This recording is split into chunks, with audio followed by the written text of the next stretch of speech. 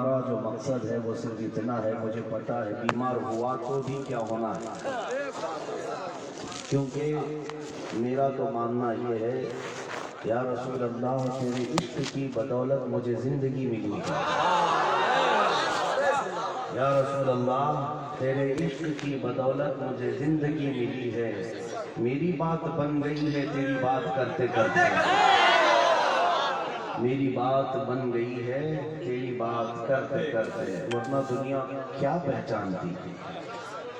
उस रसूल मोहतरम की बात करते जाओ, हर कल्ब में राज करते जाओ। फिर हम जिंदगी का एक मकसद ये भी हमने बना लिया है जो जिंदगानी बाकी ये इरादा कर लिया है, या रसूल अल्लाह है जो जिंदगानी बाकी ये इरादा कर लिया है, तेरे मुनकिरों से आखा मैं मरूंगा लड़ते लड़ते, तेरे मुनकिरों से आखा मैं मरूंगा लड़ते लड़ते। अजीज़ान गिराम वक़ार, हमने सुना है गुनाहों की लज्जत कई जवानों को बूढ़ा कर देती है, गुनाहों की आदत कई जवानों को बूढ़ा कर देती है, लेकिन हुजूर पाक का इश्क और उनकी मोहब्बत कई बूढ़ों को जवान कर देती है। अल्लाह करीम वही इश्क की दौलत, वही मोहब्बत हम सबको अता फरमाए। इसीलिए कि हमने देखा है गुनाहों के अड्डों पर राज करने वाले 25 साल 30 साल जवान या 35 साल के नौजवान रिटायर्ड होते हुए नजर आए, उनका जिस्म भी और रूह भी खोखली होती नजर आई, लेकिन इश्क मुस्तफ़ा में जीने वाला 75 साल बूढ़ा भी हजारों आंखों की ठंडक बनता हुआ भी नजर आया। हमने अपनी आंखों से देखा है 25-30 साल के जवान में वो खूबसूरती नहीं थी जो 75 साल के ताजुश शरिया में। बस्ती बस्ती करिया करिया, बस्ती बस्ती करिया करिया, बस्ती बस्ती करिया करिया,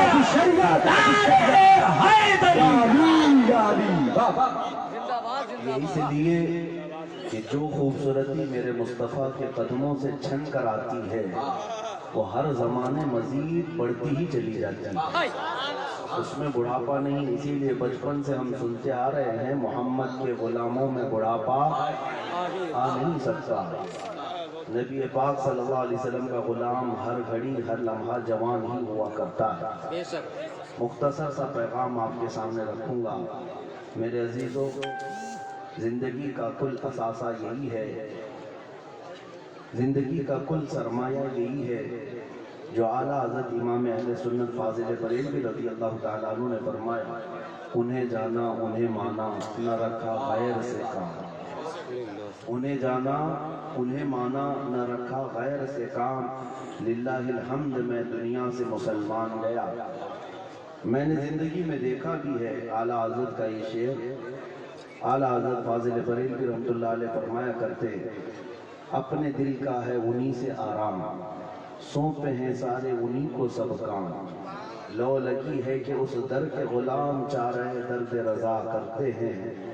नबी पाक सल्लल्लाहु अलैहि वसल्लम को जिसने अपने सारे मामलात सौंप दिए और अपने आप को उनके हवाले कर दिया, तो फिर उसे दुनिया के थपेड़ों से मौसमों से डरने की ज़रूरत नहीं, जो होगा मेरे मुस्तफ़ा संभालेंगे। तुम्हारे साथ नबी पाक सल्लल्लाहु ताला अलैहि वसल्लम की ज़ात है तो फिर किसी बात का खौफ नहीं। मैं आज लंबी तकरीर करने का अहल नहीं हुआ आज आपके सामने, लेकिन अभी अभी बगदाद शरीफ की ज़ियारत से लौटा तो वहाँ पर पड़ोस मुल्क के और आसपास के कई उलमा आए हुए थे, बहुत सारे उलमा ने मुलाकातें की। एक आलिम दीन ने मुझे पकड़ कर के ये पूछा, कहा कि हम आपकी तकरीरें सुनते हैं, आपके मुल्क में तो नहीं रहते, लेकिन हम ये सोचते हैं कि हालात आपके यहाँ बड़े ख़राब हैं, सोशल मीडिया और दूसरे न्यूज़ से हम सुनते आ रहे हैं, इतने ख़राब होते चले गए कि हुकूमतें जालिम आपके यहाँ बैठी हैं। روز نت نئے اسلام کے خلاف حربے اپنائے جاتے ہیں، ایسے میں آپ آزاد طریقے سے بول کیسے رہے؟ ہر جگہ آپ کی تقریریں کیسے ہو جاتی ہیں اور کیسے بولتے ہیں؟ میرے عزیزوں، یہ میری تعریف کے لیے نہیں کہتا، انہوں نے میرا ہاتھ پکڑ کر کے یہ سوال کیا اور کہا ہم آزاد جگہ پر جہاں اسلام کے متعلق ہم کھل کے بول سکتے ہیں، وہاں اتنی بولنے کی ہمارے پاس طاقت نہیں، اور کفار و مشرکین کے نروے میں آپ کیسے بول رہے ہیں؟ تب میں بغداد میں تھا، ان سے یہی عرض کیا، مولانا صاحب آپ کو معلوم ہونا چاہیے کیا دبے جس پہ حمایت کا ہو بندہ ہے، بلکہ یوں کہتا ہوں میں، کیوں دبے جس پہ حمایت کا ہو پنجہ تیرا، شیر کو خطرے میں لاتا نہیں کتا تیرا۔ جس پر رسول پاک صلی اللہ علیہ وسلم کی حمایت ہو، غوث پاک کا فیض ہو، اسے ڈرنے کی ضرورت نہیں۔ اعلیٰ حضرت فرماتے ہیں خوف نہ رکھ رضا ذرا، تو ہے عبد مصطفیٰ، تیرے لیے امان ہے، تیرے لیے امان ہے۔ میں اس کو نوجوان ہی نہیں سمجھتا جو بزدل ہو، وہ نوجوان ہے ہی نہیں، بلکہ ہو سکتا ہے وہ عورتوں کی صحبت میں پلا ہو۔ نوجوان کسے کہتے ہیں؟ تاریخ میں نوجوان کا جو لفظ ہے وہ عربی میں اس کو فتح کہتے ہیں، اور فارسی اور عربی کی مکسنگ کے ساتھ شاعر نے بہت خوب کہا، اصل نوجوان کون ہے؟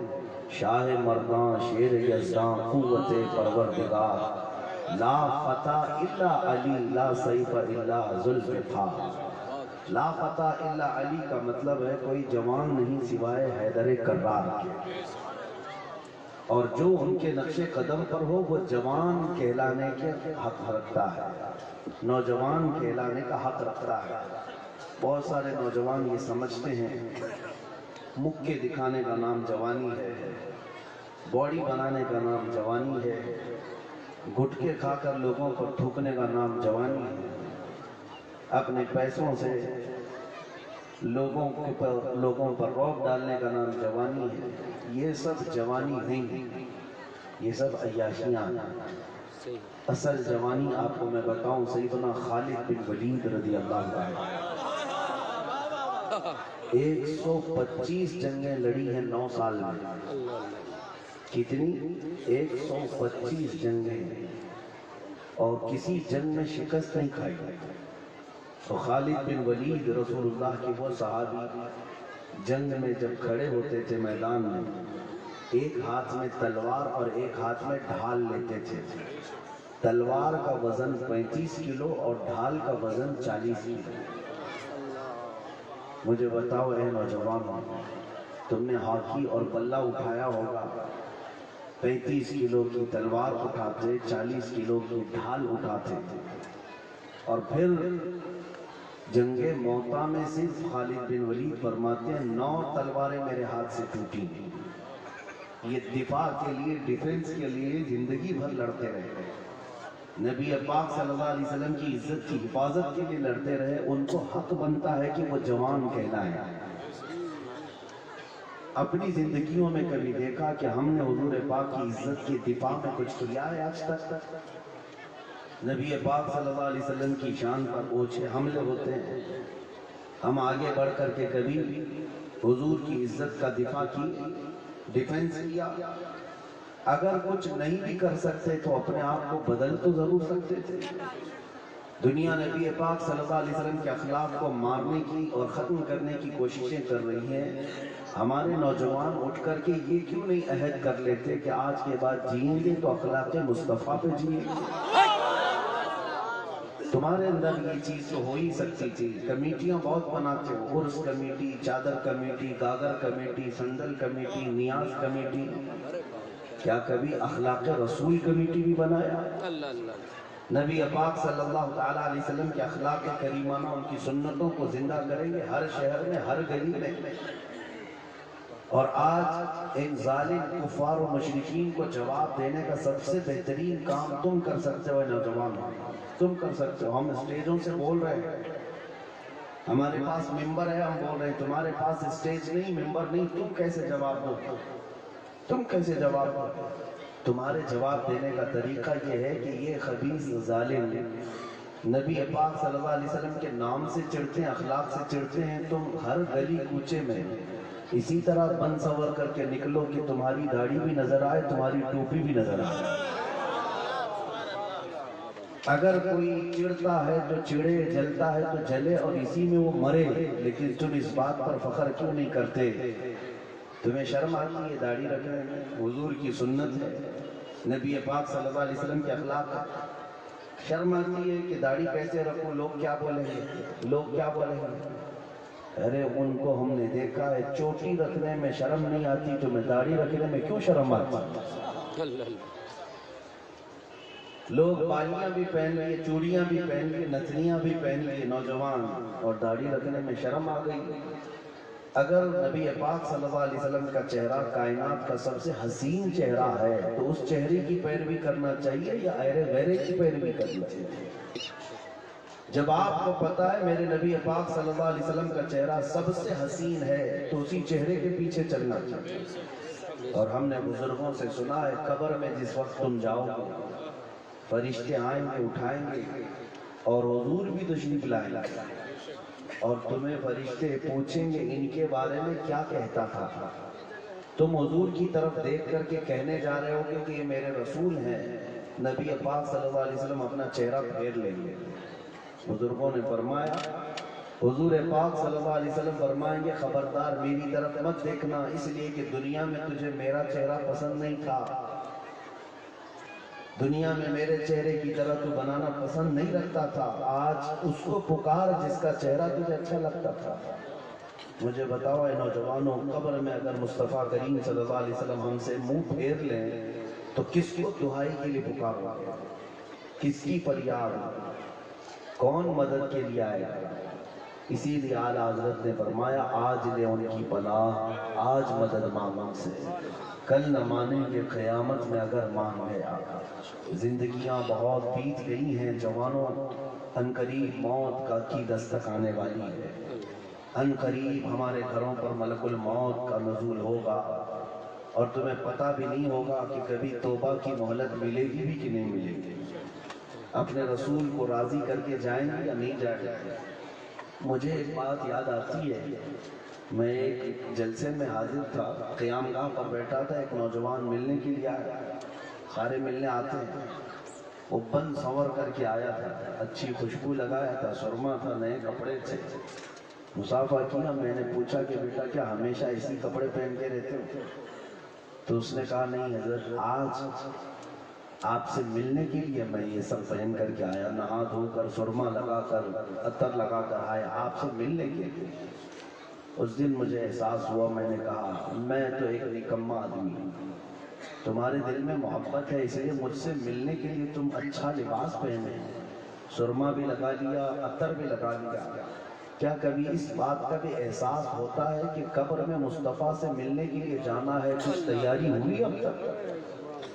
کیونکہ اس کا وقت نہیں دیا جائے گا، اگر اچانک موت آئی تو اسی حال میں تمہارا جنازہ لے جایا جائے گا، اور نبی پاک صلی اللہ تعالیٰ علیہ وسلم سے تمہاری ملاقات ہوگی، تو کبھی سوچا کہ میرے پاس تیاری کیا ہے؟ اگر اچانک حضور سے ملاقات ہوئی چہرہ دکھا سکوں گا کہ نہیں؟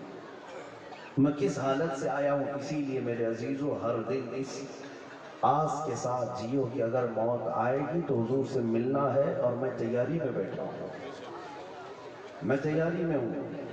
آپ کو پتہ ہے اللہ والے یہی سوچا کرتے تھے۔ آج حضرت محدث سورتی رحمۃ اللہ تعالیٰ علیہ کا یوم وصال بھی ہے۔ محدث سورتی وسیع احمد محدث سورتی رحمۃ اللہ علیہ، ان کے متعلق پڑھا، زندگی بھر علم حدیث کا درس دیتے رہے۔ ان کی خواہش یہی تھی کہ جب دنیا سے جانے کا وقت آئے تو میں علم حدیث میں رہوں، حدیث پڑھاتا رہوں یا حدیث سنتا رہوں، اس حال میں میں حضور سے ملاقات کروں۔ پیلی بھیت شریف میں مزار ہے، تاریخ نگاروں نے لکھا جب آپ کی موت آئی، جب آپ کی وفات ہوئی تو لوگوں نے دیکھا حجرے میں حضرت وسیع احمد صورتی محدث صورتی رحمۃ اللہ تعالی علیہ لیٹے ہوئے تھے اور ان کے سینے پر مشکات شریف رکھی ہوئی تھی. مطالعہ کرتے رہے، پڑھتے رہے، اسی حالت میں کتاب سینے پر رہ گئی، انتقال ہو گیا. وہ کتنی اچھی موت ہے کہ رسول پاک سے ملاقات بھی اس حال میں کیا کہ حدیث ہی پڑھ رہے تھے. کبھی آپ سوچتے ہیں کہ ہماری موت آئے گی تو اس حال میں تو نہ آئے کہ حضور سے ملنے جیسی حالت ہی نہ رہو. مجھے ایک بات یاد آتی، نوجوان شب برات شعبان کی 15ویں کو ہم مسجد میں تھے، نماز پڑھا رہے تھے، رات کا وقت تھا، عبادت کر رہے تھے، ساری مسجد بھری ہوئی تھی. اس رات کو اکثر نوجوان بائک رائیڈنگ کرتے ہیں، اچھل کود کرتے ہیں، پٹاخے اڑاتے ہیں. ان کو ایسا لگتا ہے کہ یہ رات عیش کرنے کی رات ہے، جبکہ وہ تو بخشش مانگنے کی رات ہے. ایک حادثہ ہوا تھا ہمارے ساتھ. 2 نوجوان بائک رائیڈنگ کرتے ہوئے ہائی وے پر چل رہے تھے، ایک بہت بڑے ٹرک کے نیچے آ گئے. 17-18 سال کی عمر تھی. بائک سے ایسا ٹکرایا کہ بھیجا باہر آ گیا. جگہ پر ہی ان کی موت ہو گئی. شب برات یعنی 15ویں شعبان. سوچتے ہوں گے اچھے وقت میں گئی ہے، جان اچھے وقت میں گئی ہے. لیکن مجھے افسوس اس بات کا ہوتا ہے کہ وہ جو نوجوان بائک رائیڈنگ کرتے ہوئے، اچھل کود کرتے ہوئے تو مرے، لیکن جانتے ہیں میں یہ جب بھی واقعہ یاد کرتا ہوں تو رونگٹے کھڑے ہوتے ہیں. وہ دونوں نوجوان بچوں کی لاشیں جب گھر پر لائی گئی تھی تو دونوں کے منہ سے شراب کی بدبو آ رہی تھی. بڑی رات ہے، پوری دنیا عبادت کر رہی ہے، اللہ سے بخشش مانگ رہی ہے، اور کچھ وہ ہیں جو دنیا کی عیاشی میں اڑتے اڑتے چلے گئے اس حال میں کہ نشہ کے عالم میں دنیا سے گئے. اور یہ بھی فرمایا گیا جو جس حالت میں مرا قیامت کے دن اسے اسی حالت میں اٹھایا جائے گا. اسی نشے کے عالم میں وہ اس دن بھی اٹھیں گے، اور قبر میں کیا میرے مصطفیٰ کو منہ دکھائے گا. اسی لیے میرے عزیزوں، گناہوں کی زندگی اچھی نہیں، کل ہوس سن سیم اور زر کی بندگی اچھی نہیں.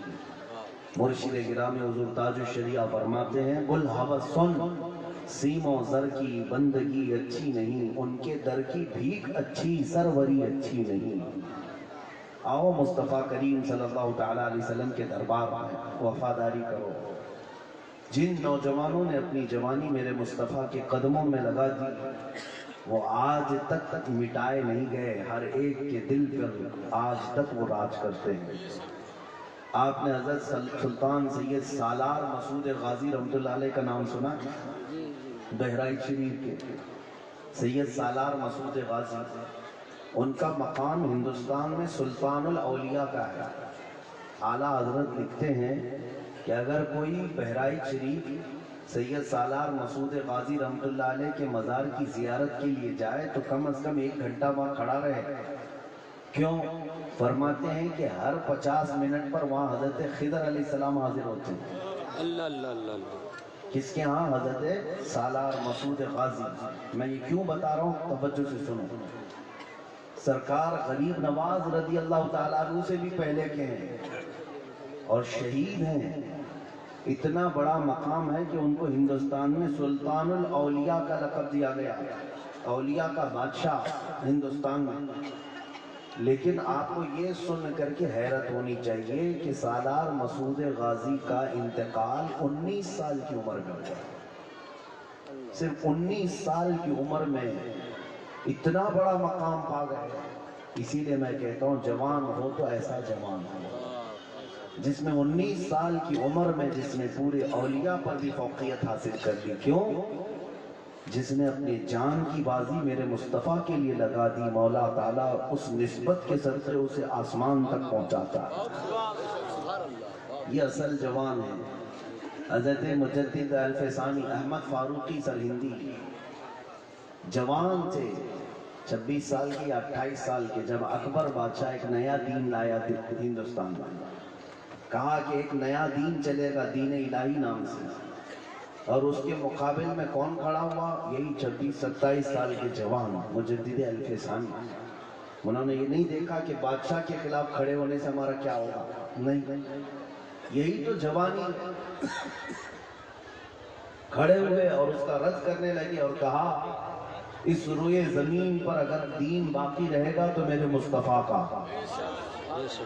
اور دین اسلام وہی رہے گا جو میرے مصطفیٰ کی طرف سے آیا، باقی کسی اور کا دین قبول نہیں کیا جائے گا۔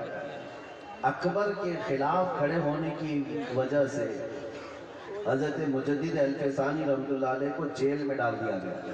اب سنو اے نوجوانوں، جیل میں جانے سے بھی خوف نہ کرنا، مومن کی زندگی تو قید خانے کی ہے، یہاں رہو یا جیل میں رہو قید خانہ ہی ہے۔ مجدد الفسانی کو جب جیل میں ڈال دیا گیا، 8 سال گزر گئے، اکبر تو مر گیا، اس کا بیٹا آیا تھا جہانگیر، جیل سے ایک قاصد آیا اور جہانگیر سے کہا غضب ہو گیا، گوالیار کی جیل میں ایک عجیب معاملہ پیش آیا ہے۔ بادشاہ نے پوچھا کیا ہوا؟ تو جیل سے آیا ہوا جو جلاد تھا یا قاصد تھا، اس نے کہا آپ کے باپ نے ایک مولانا کو 8 سال پہلے جیل میں قید کیا تھا، لیکن اب جا کر دیکھ رہے ہیں تو جیل کے 700 قیدیوں کو اس نے عالم بنا دی۔ 700 قیدیوں کو اس نے عالم بنا دیا۔ جیل کے اندر جانے کے بعد عجیب سا منظر ہے، وہاں صبح کے بعد تفسیر قرآن چلتی ہے، علم حدیث کا درس ہوتا ہے، اذانیں ہوتی ہیں، جماعت سے نمازیں پڑھی جاتی ہیں، ایسا لگتا ہے کہ یہ جیل کی فضا نہیں، گنبد خضرا کی چھاؤں میں بیٹھے ہوئے۔ یہ میرے مصطفیٰ کا جوان ہے، وہ جہاں ہوتا ہے میرے مصطفیٰ کی شریعت کا پرچم لہرا کر رہتا ہے۔ آج تمہارے کندھوں پر بھی یہ ذمہ داری ہے نوجوانوں، نہ تم جیل میں ہو نہ تم تلوار کے نیچے ہو۔ امام احمد بن حنبل کوڑے کھاتے رہے، میرے مصطفیٰ کی شریعت کی حفاظت کرتے رہے۔ بے شک امام حسین شہید کربلا اپنی گردن تلوار کے نیچے رکھے، اپنے بچوں کو ذبح ہوتے ہوئے دیکھ لیا، پھر بھی شریعت مصطفیٰ کی پاسداری کرتے رہے، ہمیشہ اپنے دین کی حفاظت میں لگے رہے۔ حضرت شیخ ابو بکر نابلسی، یہ فلسطین کے رہنے والے بہت بڑے عالم دین، جن کو وقت کے خلیفہ نے سینے سے لے کر کے نیچے تک کی چمڑی نکال دی تھی، پوری چمڑی چھیل دیا گیا تھا، زندہ رکھ کر کے چمڑی نکالی گئی تھی قصاب کے ہاتھ سے۔ پوری چمڑی نکالنے کے بعد بھی شیخ ابو بکر نابلسی مسکراتے رہے اور کہا یہ تو میرے لیے کچھ بھی نہیں ہے، اگر اور 1000 بوٹیاں کر لے میرے مصطفیٰ کی شریعت پر ایسی ہی قائم رہے۔ نعرے تکبیر، نعرے رسالت، مذہب اسلام، لبیک، ہاتھوں کو اٹھا کے لبیک، لبیک، لبیک، لبیک، بستی بستی کریا کریا، بستی بستی کریا کریا، نعرے حیدری۔ میرے عزیزوں، یہ ساری مثالیں میں جو تمہیں دے رہا ہوں سوچنے کے لیے، نہ ہمیں جیل میں رکھا گیا ہے، نہ تلوار کے نیچے تمہاری گردن آئی، نہ کسی قصاب نے تمہاری چمڑی ادھیڑی، اس کے باوجود گرم بستروں پر سونا اور نمازیں قضا کرنا۔ آج اپنے بازاروں کی زینت تو بن جاتے ہیں، بہت سارے مسلمان نوجوان گناہوں کے اڈوں کو آباد کرنے والے ہیں۔ آج آپ کو پتا ہے فلم انڈسٹری، سینما تھیٹرز تم لوگوں سے چل رہے ہیں، کئی نشہ کے اڈے تمہاری وجہ سے آباد ہیں، کئی جوا کے اڈے تم لوگ آباد کر رکھے ہو۔ مسلمانوں کو کیا مال اسی لیے دیا گیا ہے کہ دنیا کی رنگینیوں میں اپنا مال خرچ کر کے اس کو بڑھاوا دیں؟ نہیں میرے عزیزو، آؤ باز آ جاؤ۔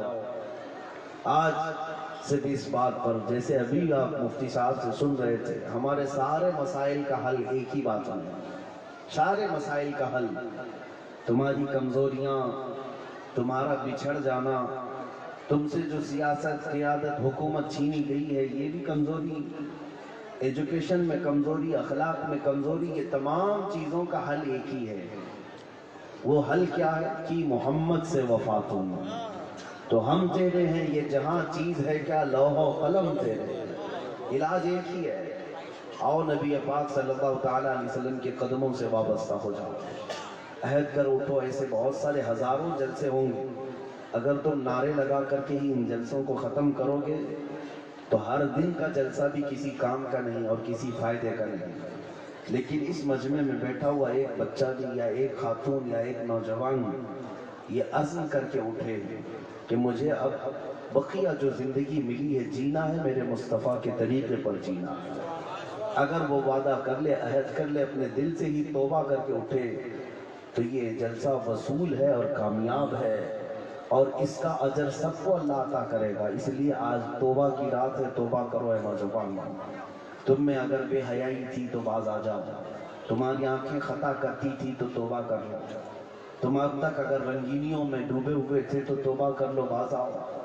دنیا آج بھی تمہارے انتظار میں ہے، اس لیے کہ دنیا کو پتا اگر انقلاب آئے گا تو کیڑوں سے نہیں محمد کے شیروں سے آئے گا۔ انقلاب کیڑوں سے نہیں آتا، محمد عربی کے شیروں سے آتا ہے، اور وہ شیر سوئے ہوئے ہیں۔ جس دن محمد عربی صلی اللہ علیہ وسلم کے شیر بیدار ہو جائیں تو پھر انقلاب کو آنا ہی ہے، ہر گھر پر پرچم رسالت کو لہرانا ہی ہے۔ آپ دیکھیں، طاقت و قوت فوج بنانے کا نام نہیں ہے، طاقت و قوت تلوار ہتھیار اٹھانے کا نام نہیں ہے۔ میں نے محسوس کیا ہے ہمارے پاس کچھ بھی نہیں ہے، پھر بھی کچھ پاکھنڈی ایسے ڈرے ہوئے سہمے ہوئے ہوتے ہیں۔ حضور پاک صلی اللہ علیہ وسلم کی شان میں گستاخیاں کرنے والے، کیا وہ کھلے عام ہماری طرح باہر آ سکتے ہیں؟ آج کبھی دیکھا ہے؟ ارے ان کو تو 8 سال کے مسلمان بچے سے بھی ڈر لگتا ہے۔ اگر ان کے کوفے میں کوئی غلطی سے گھس بھی گیا 8 سال کا بچہ تو اسے ہوا بنا دیتے ہیں، آتنکوادی آ گئے، آتنکوادی آ گئے۔ اس لیے کہ موت کا ڈر ہمیشہ لٹک رہا ہے ان کے سروں کے اوپر تلوار کی طرح۔ حضور کی شان میں گستاخی کرنے کے بعد نہ یہاں چین ہے نہ وہاں چین ہے، لیکن اللہ کا کروڑا فضل و احسان، ہم نے دیکھا ہے حضور کی عزت کی حفاظت میں ہم نے آواز کیا اٹھائی۔ اب تک جی رہے ہیں تو ہزاروں کے مجمع میں تنہا جی رہے ہیں الحمدللہ، اور کبھی خوف نہیں محسوس ہوا، کبھی خوف نہیں محسوس ہوا۔ ہمارا دامن پاک ہے، ہم نے کوئی آتنک نہیں مچائی، ہم نے کوئی دہشت نہیں مچائی، حضور کی عزت پر بلند بانگ اعلان کیا ہے۔ اب اللہ کریم کی ذات سے یہی یقین رکھتے ہیں کہ جہاں جائیں گے اس کی حفاظت میں ہی رہیں گے انشاءاللہ۔ اسی لیے میرے عزیزوں، آج انقلاب تمہارے ذریعے سے آئے گا، اللہ تمہارا خوف، تمہارا رعب دشمنوں کے دلوں پر ڈالے گا۔ شرط یہ ہے کہ تمہاری شکل تو حضور کی سنتوں جیسی ہو جائے۔ تلوار، ہتھیار، تنظیم، فوج نہ بھی ہو کوئی مسئلہ نہیں۔ آپ نے دیکھا ابھی ماضی قریب میں 2-3 سال قبل ایک عالم دین پیروں سے معذور علامہ خادم حسین رضوی ویل چیئر پر بیٹھ کر کے لبیک یا رسول اللہ کا نعرہ لگائے تو یورپ کی دھرتی بھی ہلتی ہوئی نظر آتی تھی۔ بڑے بڑوں کے دلوں میں خوف محسوس ہوتا تھا۔ 8 مہینے تک اس عالم دین کو جیل میں رکھا، حکومت نے خوف کھا کر کے، پیروں سے معذور ہے پھر بھی بڑے بڑے لوگوں کو ڈر لگ رہا ہے۔ کیوں؟ میں نے محسوس کیا طاقت و قوت جو ہے تخت تاج کا نام نہیں ہے، طاقت و قوت صرف حکومت اور تنظیم کا نام نہیں، طاقت اصل عشق مصطفیٰ کا نام ہے۔ وہ اگر کسی کے سینے میں ہو تو دنیا اس سے تھراتی ہے، اللہ اس کا رعب لوگوں کے دلوں پر ڈالتا ہے۔ تم آؤ، اٹھو، حضور کے عشق میں مبتلا ہو جاؤ، پھر دیکھو تمہارا چلنا پھرنا بھی لوگوں کے لیے بہت بڑا مسئلہ بن جائے گا۔ صرف تم چلتے پھرتے بھی رہو گلیوں میں کافی ہو جائے گا۔ اس لیے کہ ہمیں پتا ہے کہ کسی علاقے میں شیر خالی رہتا ہو، بہت سارے کتے وہاں داخل نہیں ہوتے۔ ضروری نہیں کہ شیر شکاری کرتا ہو، ضروری نہیں کہ شیر صرف پھاڑ کھاتا ہو، لیکن شیر کا چلنا پھرنا بہت سارے کتوں کو روک دیتا ہے۔ ہونا چاہیے شیر، صرف یہ نہیں ہے کہ نام ہو جائے شیر تو بہت سارے کتے بہت دور سے ہی اپنے دم دبا کر نکل جائیں گے۔ آج مصطفیٰ کریم صلی اللہ علیہ وسلم کے غلاموں کو ان کی شریعت پر عمل کرنے کا وقت ہے، ان کی شریعت پر آنے کا وقت ہے۔ جو بھٹکے ہوئے ہیں جس دن یہ آئیں گے انشاءاللہ العزیز انقلاب آئے گا. میں اللہ کریم کی بارگاہ میں یہی دعا کرتا ہوں کہ مولا کریم اس علاقے کو سدا قائم رکھے، شاد و آباد رکھے. میرے